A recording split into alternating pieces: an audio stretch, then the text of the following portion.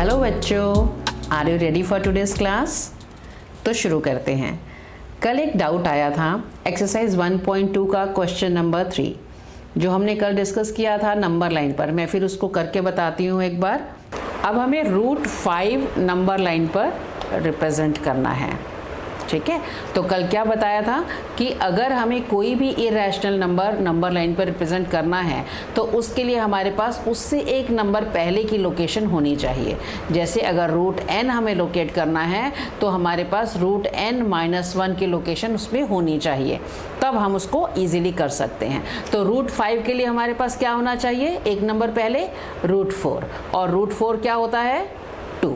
तो हम number line बनाएंगे।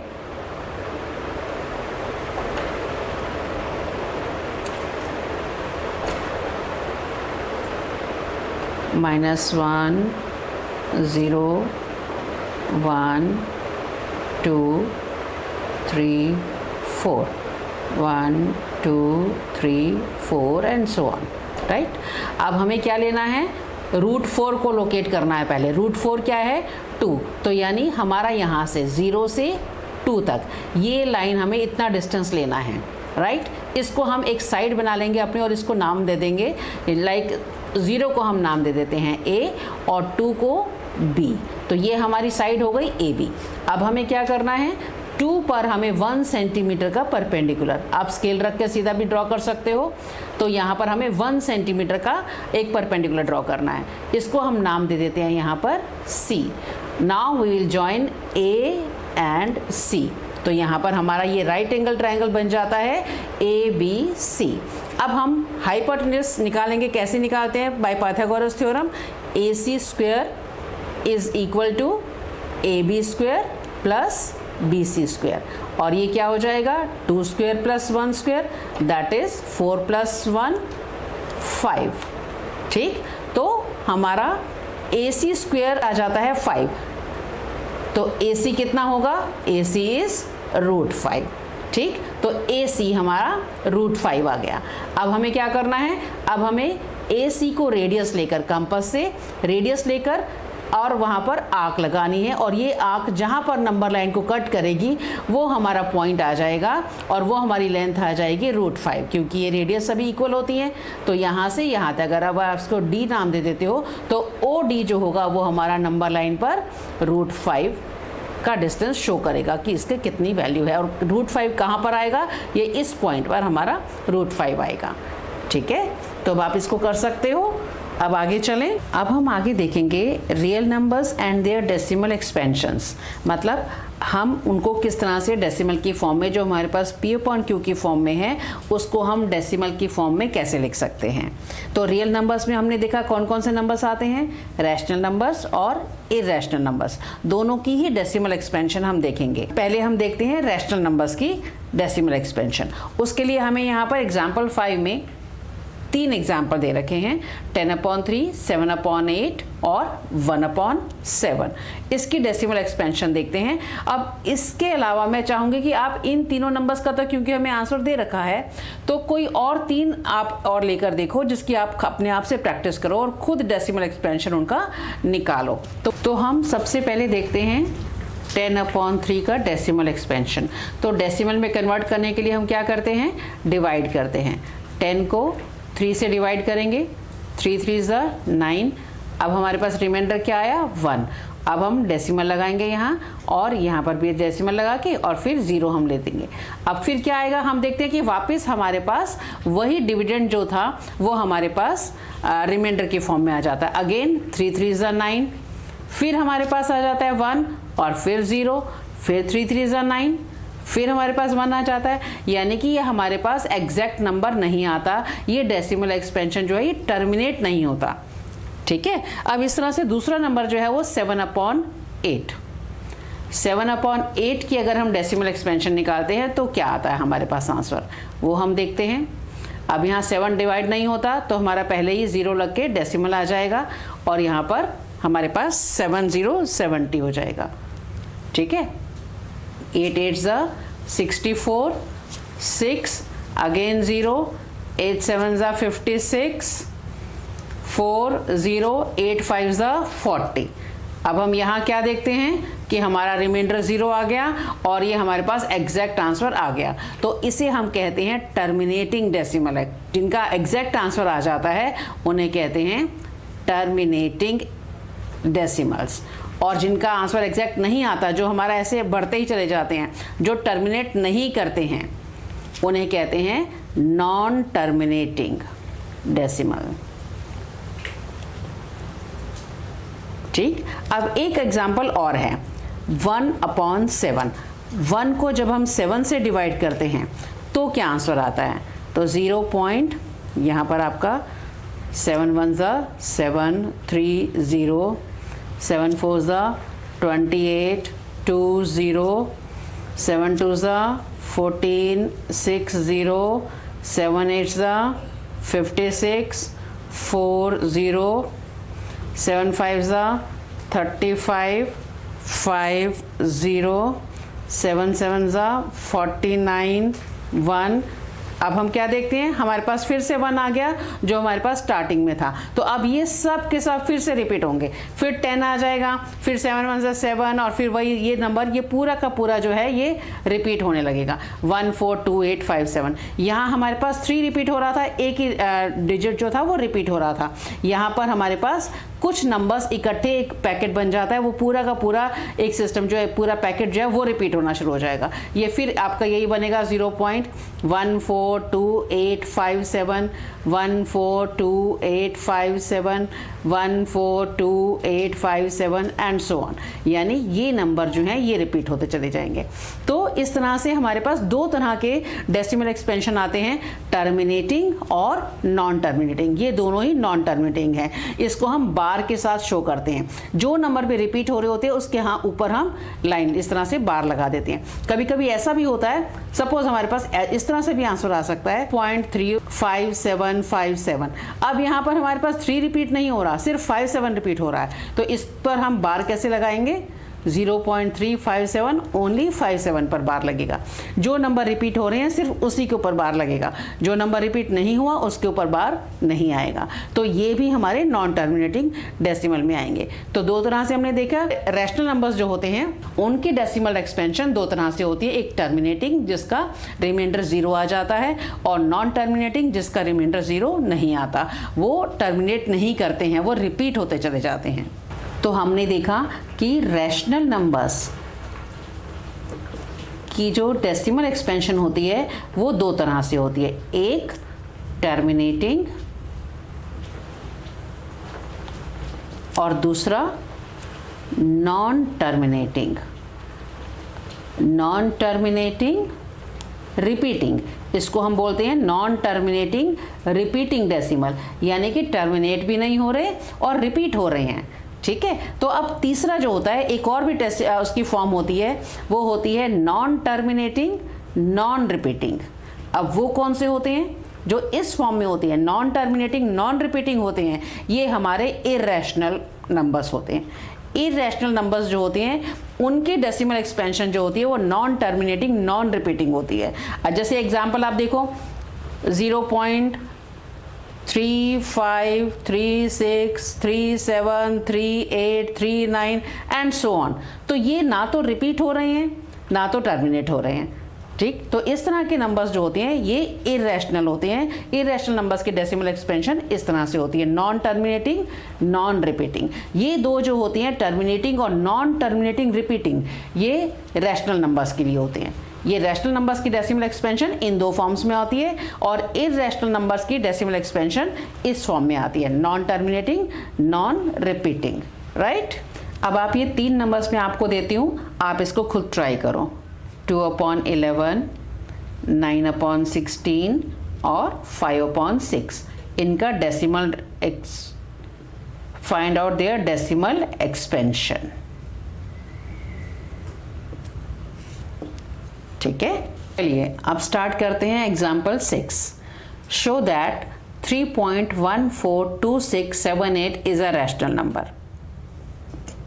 सबसे पहली बात कि अगर हमें रैशनल नंबर शो करना है तो हमें क्या करना पड़ेगा? रैशनल नंबर कैसे होते हैं?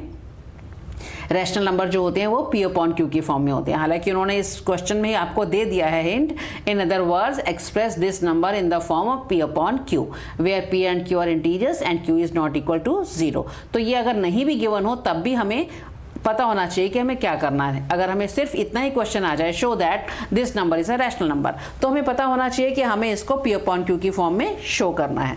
तो अगर डेसिमल नंबर होता है तो हम उसको किस तरह से डेसिमल रिमूव किया जाता है?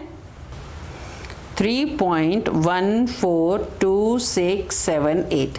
अगर हमने इसको P अपॉन Q की फॉर्म में करना है तो हम क्या करते हैं, डेसिमल के बाद कितने नंबर्स हैं? 1 2 3 4 5 6। तो हम पहले पूरा नंबर बिना डेसिमल के लिख लेते हैं, 3 1 4 2 6 7 8। और अब इसका डिनोमिनेटर में क्या आ जाएगा? जितने डेसिमल के बाद नंबर डिजिट्स हैं 1 2 3 4 5 6, उतने ही जीरो हम 1 के साथ लगा देंगे, 1 2 3 4 5 6। तो ये हमारा P अपॉन Q की फॉर्म में आ गया, जहाँ पर ये हमारा P है और ये हमारा Q है, और ये दोनों ही इंटीजर्स हैं और Q जो है वो 0 नहीं है। तो इसका मतलब we can say that this number is a rational number. This can be written in the form of P upon Q where P and Q are integers and Q is not equal to 0। Clear? अब ये तो हो जाता है simple, लेकिन अगर हमारा non terminating numbers आ जाए, डेसिमल एक्सपेंशन आ जाए, तब उसको हम रैशनल फॉर्म में कैसे करेंगे, किस तरह से P अपॉन Q के फॉर्म में लेकर आएंगे? जैसे आपका हमारा नंबर आ जाता है 4.7 बार।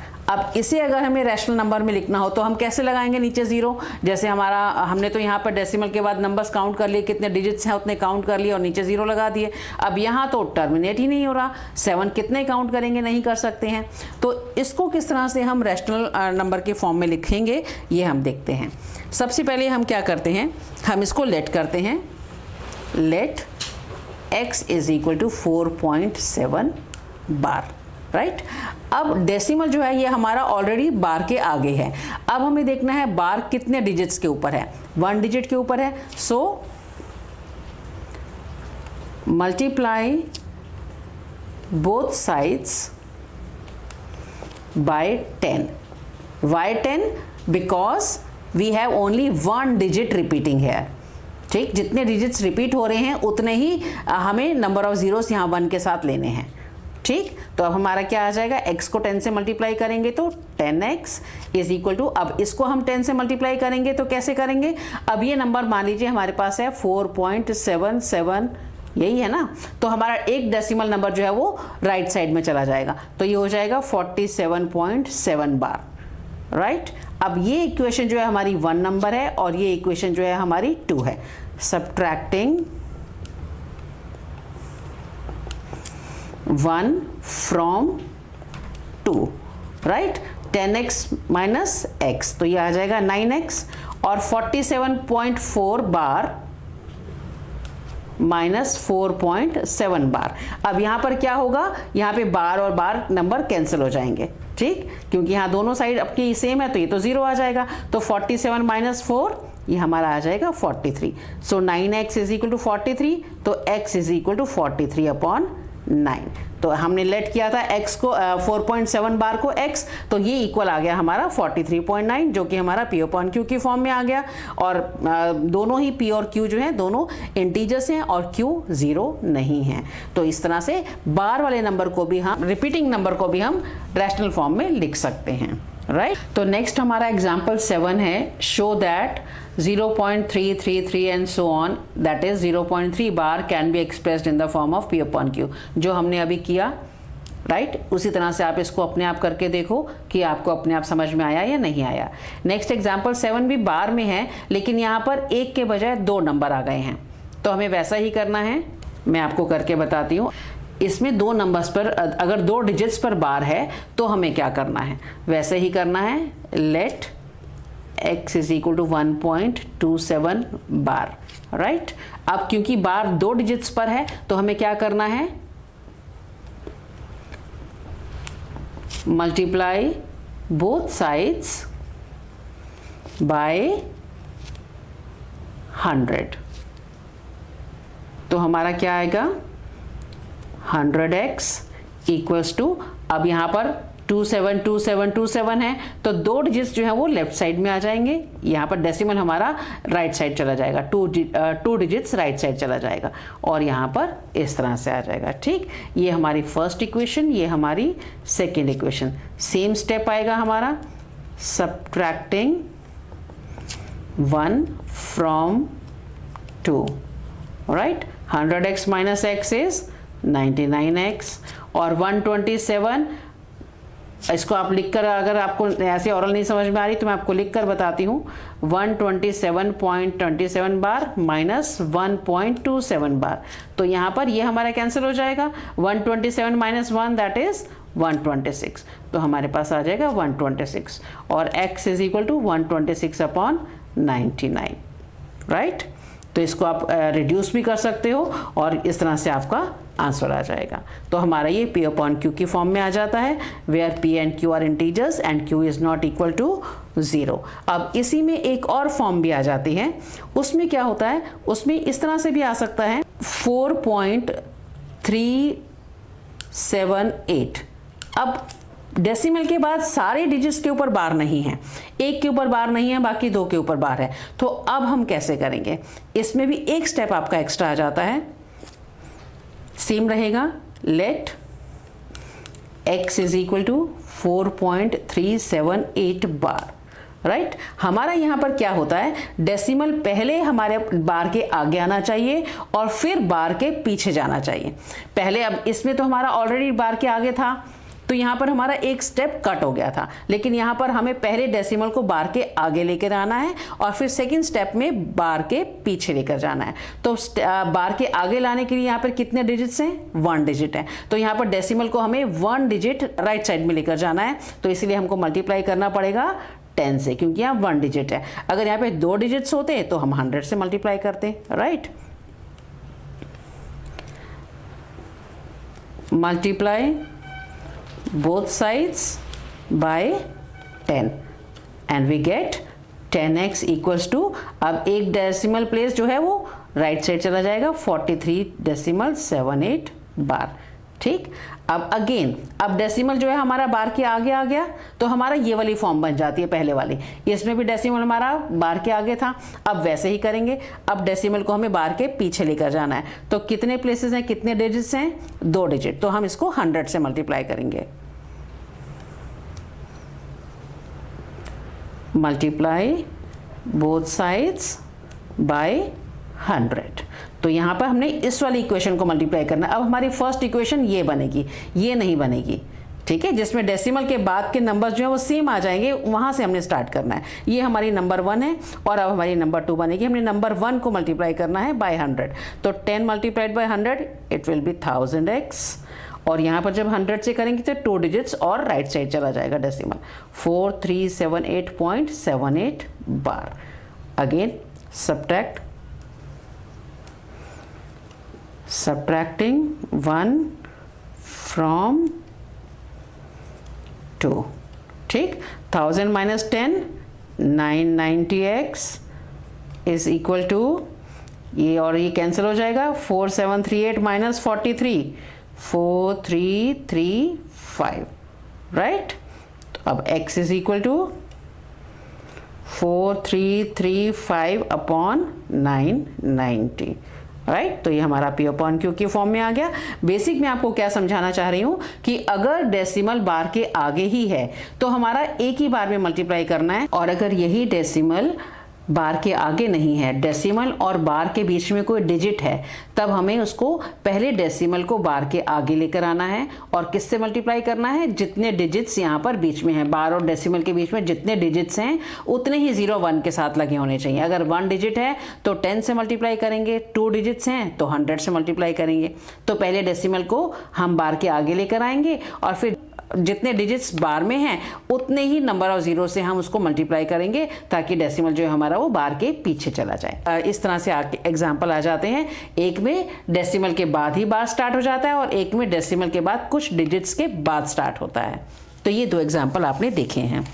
तो अब तक हमने देखा कि किस तरह से रैशनल नंबर्स को हमने डेसिमल एक्सपेंशन में कन्वर्ट किया, किस तरह से उसको डेसिमल फॉर्म में लेकर आए। वो हमने देखा दो तरह से थी, टर्मिनेटिंग और नॉन टर्मिनेटिंग। फिर हमने वही टर्मिनेटिंग और नॉन टर्मिनेटिंग को ही अगेन रिवर्स किया, पी अपॉन क्यू की फॉर्म में लेकर आए। तो हमने वो दोनों मेथड देखे, किस तरह से पी अपॉन क्यू को डेसिमल में किया, दोनों तरीके से, टर्मिनेटिंग और नॉन टर्मिनेटिंग। और फिर टर्मिनेटिंग और नॉन टर्मिनेटिंग डेसिमल एक्सपेंशन को किस तरह से हमने रैशनल नंबर में कन्वर्ट किया, पी अपॉन क्यू की फॉर्म में किया। और ये दोनों ही फॉर्म्स जो होती हैं ये रैशनल नंबर्स की होती हैं।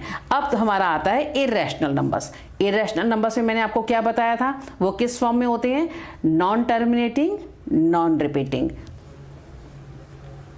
Non terminating, non repeating. ये हमारे इर्रेशनल फॉर्म्स होते हैं। These are irrational numbers.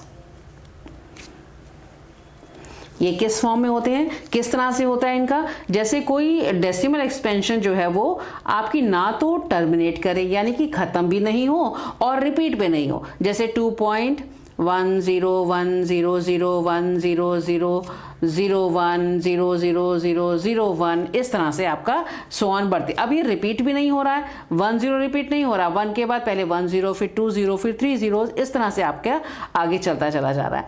तो ये होते हैं हमारे नॉन टर्मिनेटिंग, नॉन रिपीटिंग, ये हमारे इर्रेशनल नंबर्स होते हैं। आगे हमारा एग्जाम्पल 10 आता है, find N irrational number between 1/7 and 2/7।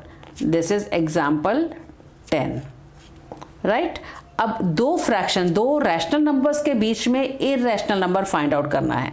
Find out irrational number, ये हम कैसे करेंगे, इसके लिए हमें पहले हम इसको 1/7 को डेसिमल में कन्वर्ट करेंगे, 2/7 को डेसिमल फॉर्म में लेकर आएंगे, ठीक है। 1/7 को जैसे हमने पहले किया था डिवाइड करके, जब हम डेसिमल एक्सपेंशन करेंगे तो ये हमारा आ जाएगा 0.142857, राइट। एंड 2/7 को अगर हम करेंगे तो ये क्या होगा, आप सीधा इसको 2 से मल्टीप्लाई भी कर सकते हो, क्योंकि 1/7 मल्टीप्लाइड बाय 2 जो होता है वो 2/7 होता है। तो आप इसको डायरेक्ट 2 से मल्टीप्लाई भी कर सकते हो या फिर दोबारा आप डिवाइड करके भी निकाल सकते हो। तो ये हमारा हो जाएगा 0.285714, ठीक है। अब हमने इन दोनों के बीच में एक इर्रेशनल नंबर फाइंड आउट करना है। इर्रेशनल नंबर क्या होता है, जो कि रिपीट नहीं होता, जो कि टर्मिनेट भी नहीं होता। तो हम इन दोनों के बीच में कोई भी हम अपनी तरफ से कुछ भी सोच सकते हैं, जैसे ये 1/4 है और ये 2/8 है, तो 1/4 और 2/8 के बीच में आप 1/5 भी कर सकते हो, 1/7, 1/8, 1/9 इस तरह से, या 2/1, जो 14 और 28 के बीच का नंबर कोई भी ले लो, ठीक है। तो 1/7 ले लेते हैं। तो ऐसा आगे आप इस तरह से एक्सपेंशन कीजिए कि वो रिपीट भी नहीं हो, टर्मिनेट भी नहीं हो, 1/7/2, 1/7/3, 1/7/4 इस तरह से आप कोई भी करते जाएंगे तो ये हमारा इर्रेशनल नंबर आ जाएगा और वो इन दोनों के बीच में ही लाई करेगा। तो ऐसे आप कितने भी नंबर्स निकाल सकते हो जो कि इन दोनों के बीच में ही हो, उनको टर्मिनेट भी नहीं करो और उनको रिपीट भी नहीं करो, तो ये नंबर्स हमारे इर्रेशनल नंबर्स आ जाएंगे, ठीक। अब हम पहुंचते हैं एक्सरसाइज 1.3 पर, स्टार्ट करते हैं इसको। First question, right the following in decimal form.